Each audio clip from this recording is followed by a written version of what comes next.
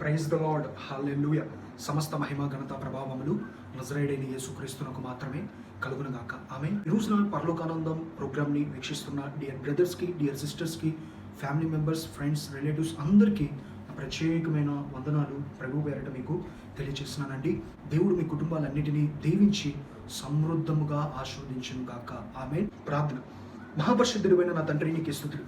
ఈరోజు మేమందరము నీ వాక్కును వినుటకు సిద్ధముగా ఉంటుండగా ముఖాముఖిగా బహుసూటిగా స్పష్టముగా మాతో మాట్లాడి మా జీవితంలో గొప్ప అద్భుతమైన కార్యాన్ని జరిగించి తద్వారా నీ నామాన్ని మహిమపరచుకు వాక్యం అంతటిలో మీరే తోడేయండి. నీ సన్నిధిని ఆయన వింటున్న ప్రతి ఒక్కరికి నీ దైత్యమని నజరేయుడైన యేసుక్రీస్తు నామములో అడిగి వేడుకొని పొందుకుని ఉన్నాం మా తండ్రి. ఆమేన్. ఈ రోజున మన వాక్యధ్యానం అంశం నిమిత్తమై ఎజ్రా నేర్పించే పాఠాలు మరియు ఎజ్రా దగ్గర నుండి నేర్చుకోవలసిన పాఠాలు. ఈ రోజున ఆలోచన చేసినట్లయితే పరిశుద్ధ గ్రంథంలో ఒక ప్రధాన యాజకుడు ఉన్నాడు. ఆ వ్యక్తి పేరు ఎజ్రా.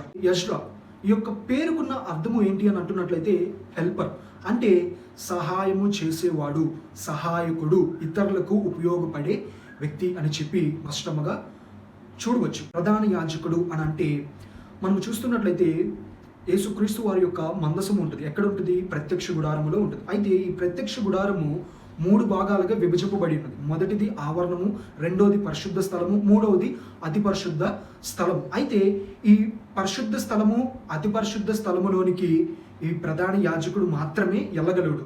బిఫోర్ క్రైస్ట్ ఏమి జరిగి ఉన్నది అని అంటున్నట్లయితే పాపపు విషయం నిమిత్తమే కానీ, లేకపోతే వారి జీవితంలో అభివృద్ధి విషయం నిమిత్తమే కానీ, వారి జీవితంలో ఉన్న సమస్యలు తొలగిపోవటానికి కానీ వ్యత్యాసమైన పద్ధతుల్లో వీరందరూ ఏమి చేసి ఉన్నారు అని అంటున్నట్లయితే బలులు అర్పించేవారు.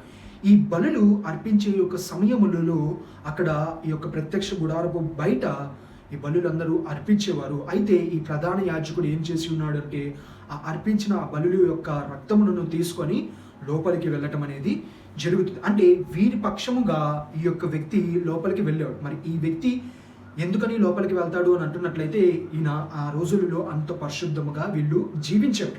మరి వీరు ఎందుకు వెళ్ళలేకపోయి ఉన్నారు అని అంటున్నట్లయితే ఎవరు పడితే అది వెళ్ళటానికి కాదు, ప్రాముఖ్యంగా వీరందరూ పాపము చేసిన వ్యక్తులు కాబట్టి. అనగా దేవుని దగ్గరికి వెళ్ళాలంటే ఒక ప్రధాన యాజకుడే వెళ్ళాలి. వీరి సమస్యలైనా, బాధలైనా, కష్టములైనా ఏదైనా సరే ఉన్నవా అవన్నీ తీసుకొని మోస్ట్ హై ప్రీస్ట్ అనగా రాజులకు రాజు, ప్రభువులకు ప్రభు అయిన యేసుక్రీస్తు వారి కరుణాపీఠమునందుకు తీసుకొని వెళ్ళాలి. అయితే ఇక్కడ వీరి దగ్గర నుండి తీసుకొని ఈ సమాచారం అంతా అక్కడికి అందించడానికి ఎజ్రా అక్కడ ఉపయోగపడేవారు. అందుకనే ప్రధాన యాజకుడు అని చెప్పి ఎజ్రాను మనము చూడవచ్చు. అయితే ఈ యొక్క ఎజ్రా అసలు దగ్గర నుండి నేర్చుకోవాల్సిన పాఠాలు ఏంటి, ఎజ్రా ప్రతి ఒక్క క్రైస్తవుడికి నేర్పిస్తున్న పాఠాలు ఏంటి అని అంటున్నట్లయితే పరిశుద్ధ గ్రంథంలో నుండి మనము చూడవచ్చు 3 పాఠాలను ఎజ్రా ప్రతి ఒక్కరికి నేర్పిస్తున్నాడు. ప్రాముఖ్యంగా తను కూడా నేర్చుకుంటం అనేది జరుగుతుంది. రండి పరిశుద్ధ గ్రంథంలో నుంచి ధ్యానించుకుంటున్నట్లయితే ఎజ్రా 7వ అధ్యాయము 10వ వచనము క్లుప్తముగా ధ్యానించుకుందాం. ఎజ్రా యెహోవా ధర్మశాస్త్రమును పరిశోధించి దాని చొప్పున నడుచుకున్నటకును ఇశ్రాయేలీయులకు దాని కట్టడలను విధులను నేర్పించుటకును దృఢ నిశ్చయము చేసుకొని యున్నెను. ఈ రోజున ఆలోచన చేసినట్లయితే ఎజ్రా ఇక్కడ 3 చేయడానికి ఇష్టపడి ఉన్నాడు.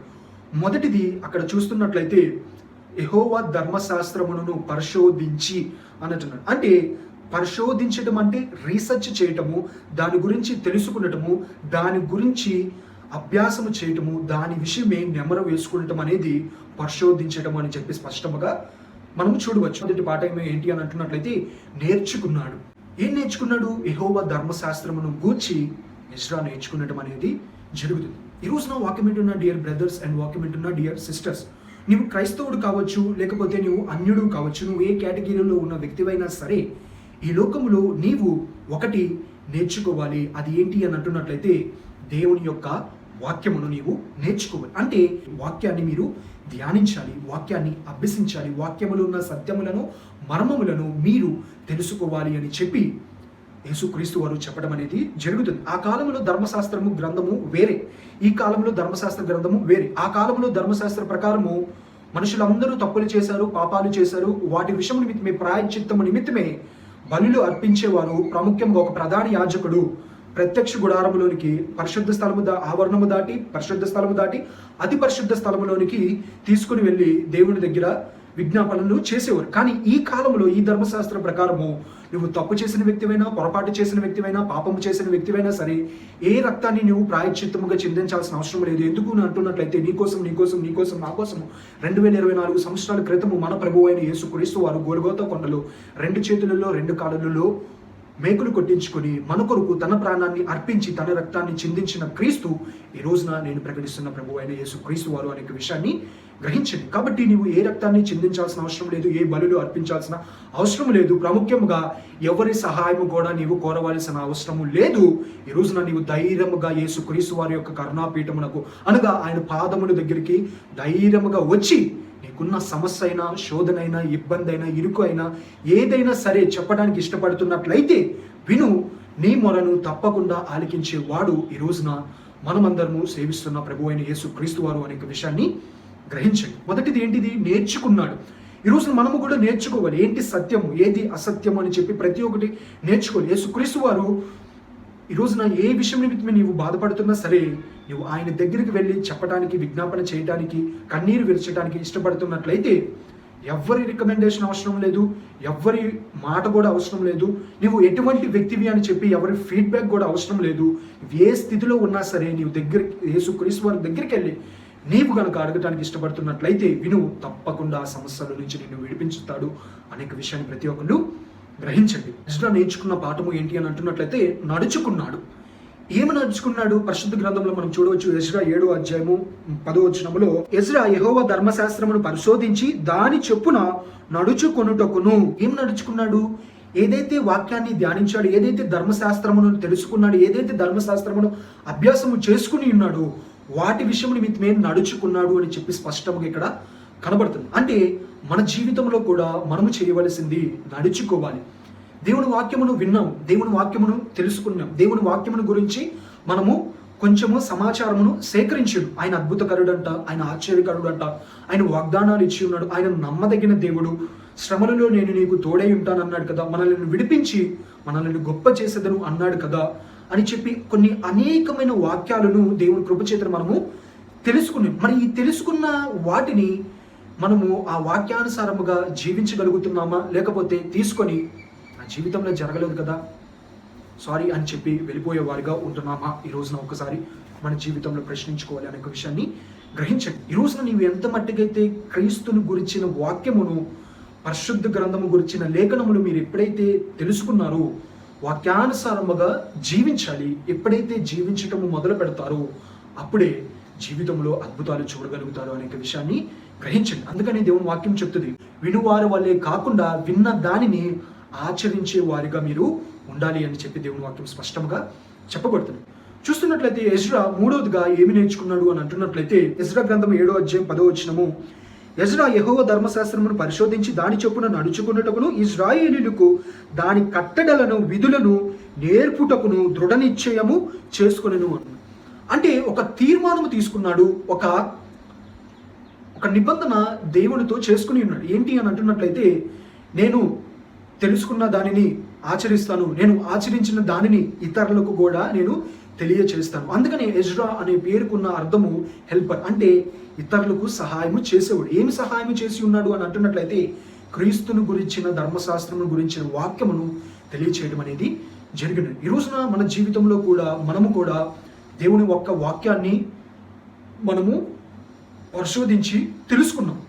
ఆ తెలుసుకున్న వాక్యాన్ని మన జీవితంలో మనము దాన్ని చెప్పున నడుచుకోవాలి. ఎప్పుడైతే మనము దాన్ని చెప్పున నడుచుకుంటామో అంత మట్టుకే ఉండిపోకుండా తెలియబడని వారికి కూడా మనము తెలియపరిచే వారిగా ఉండాలి అనే విషయాన్ని ప్రతి ఒక్కరి సమయమునందున గ్రహించండి. ఆ దినములలో పరిశుద్ధ గ్రంథం అంటే ఒకటే ఉండేది. ఎవరి దగ్గర ఉండేదంటే ఆయన ఎవరో పెద్ద వ్యక్తి అంట, ఆయన దగ్గర ఉండేది. మరి ఆయన ఓపెన్ చేసి దాంట్లో ఏదుందంటే అదే మనం నమ్మేవారు. కానీ ఈ రోజున దేవుని కృపచేతన ఒక వ్యక్తిని నిలబెట్టడం ద్వారా ఈ రోజున ప్రతి ఒక్కరి హృదయాలలో, అలాగే ప్రతి ఒక్కరి ఇంటిలో పరిశుద్ధ గ్రంథము ఉండటం అనేది జరిగింది. కాబట్టి మరి ఈ పరిశుద్ధ గ్రంథాన్ని నీవు ఎక్కడ పెడుతున్నావు? ఒక గూట్లో పెడుతున్నావా, లేకపోతే నీ యొక్క మెదడులో పెడుతున్నావా? మీ జీవితంలో మీరు ఒకసారి ప్రశ్నించుకోండి. ఆ రోజున ఏది చెప్తే అదే చేసేవారు. అది తప్పో తెలీదు, ఒప్పో తెలీదు, ఎలాగ చేయాలో తెలీదు, ఏం చేయాలో తెలీదు. చెప్పేది ఒకసారి, చెప్పినప్పుడే వినేయాలి, తర్వాత మళ్ళీ అడగటానికి ఉండేది కాదు. కానీ ఈ రోజున దేవుని కృపచేతన ప్రతి ఒక్క మానవుడికి అందే రీతిగా ఈ పరిశుద్ధ గ్రంథము దేవుని యొక్క వాక్యము బయటికి రావడం అనేది జరిగి ఉన్నది. మరి వచ్చిన యొక్క పరిశుద్ధ గ్రంథంలో ఉన్న వాక్యాన్ని ఎంతమంది మీ జీవితంలో పరిశోధించి ఉన్నాడు? ప్రశ్నించుకోండి. నేర్చుకున్నారా పరిశుద్ధ గ్రంథంలో ఉన్న వాక్యములను? నేర్చుకున్న వాక్యాలను బట్టి బ్రదర్ నేను నేర్చుకున్నాను బ్రదర్ నాకు తెలుసు బ్రదర్ అని అంటున్నా మీ జీవితంలో వాక్యానుసారముగా నడుచుకున్నారా? బ్రదర్ నేను వాక్యానుసారముగా నడుచుకున్నాను, ప్రాముఖ్యముగా వాక్యాన్ని నేర్చుకున్నాను అని చెప్తున్న మీ జీవితంలో ఇతరులకి దేవుని యొక్క వాక్యమును గురించి తెలియపరచారా? మీ జీవితంలో ప్రశ్నించుకోండి. ఈ రోజున ఎజ్రా మనకు తెలియపరిచేది 3 పాఠాలను మనకు నేర్పిస్తున్నాడు. ఏంటి ఆ 3 పాఠాలు? మొదటిది నేర్చుకున్నాడు, రెండవది నడుచుకున్నాడు, మూడవది నేర్పించి ఉన్నాడు.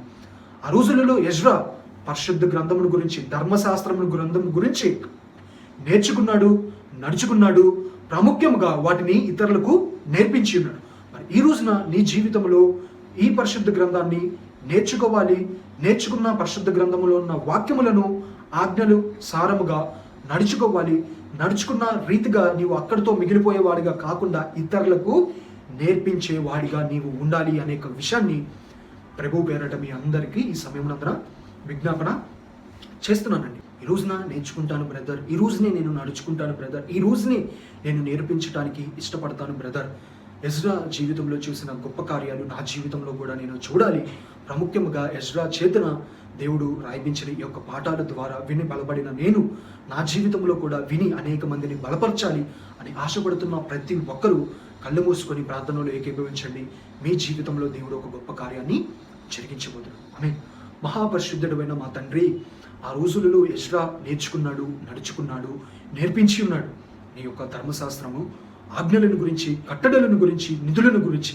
ఈ రోజున మా జీవితంలో మా మట్టికి మేము నేర్చుకోకుండా లోకానుసారముగా జీవించే వ్యక్తులుగా కాకుండా అనేక మంది నశించిపోతుండగా వారందరూ శ్రేష్టకరమైన పరిశుద్ధ గ్రంథము మనకొకటి దేవుడు అనుగ్రహించి ఉన్నాడు. ఆయనే ఈ రోజున ప్రభు అయిన యేసు క్రీస్తు వారు అని చెప్పి గ్రహించి వారి యొక్క జీవితంలో పరిశుద్ధ గ్రంథములోనున్న వాక్యములను నేర్చుకున్న వాక్యాలను విడిచిపెట్టేసేవారుగా కాకుండా వాక్యానుసారముగా నడుచుకున్న ప్రతి ఒక్కరు కూడా నడుచుకుని అక్కడితో ఆగిపోయి వారి మట్టుకే దీవెనలు, వారి మట్టుకే ఆశీర్వాదాలు కాకుండా ఇతరులకు కూడా నశించిపోతున్న ఆత్మల పట్ల భారము, బాధ్యత కలిగి వారందరూ నేర్పించే వారుగా ఉండులాగున సహాయమును దయచేయమని మాకు మా అందరికీ నీ శక్తిని, సామర్థ్యాన్ని దయచేసి ఇంకా అనేకమైన లోతైన సత్యములను, మర్మములను నేర్చుకునేలాగన, ఆ వాక్యానుసారముగా నడుచుకునేలాగన, అనేక మందికి నేర్పించే వారిగా మేము ఉండులాగున మా ఒక్కొక్కరికి మీరే కృపని, భాగ్యమును దయచేయమని సన్నిధానములో చేసిన ప్రార్థన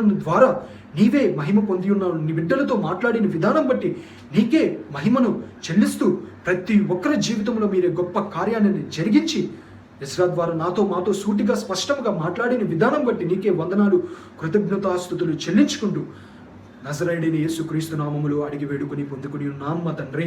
ఆమేన్. రోజున వాక్యమైన అందరికీ నా ప్రత్యేకమైన వందనాలు తెలియజేస్తున్నానండి. దేవుడు మీ కుటుంబాలన్నిటినీ దీవించి ఆశీర్వదించును గాక. ఆమేన్. సమస్త మహిమ, ఘనత, ప్రభావములు ప్రభు అయిన యేసుక్రీస్తునకు మాత్రమే కలుగును గాక. ఆమేన్. God bless you all.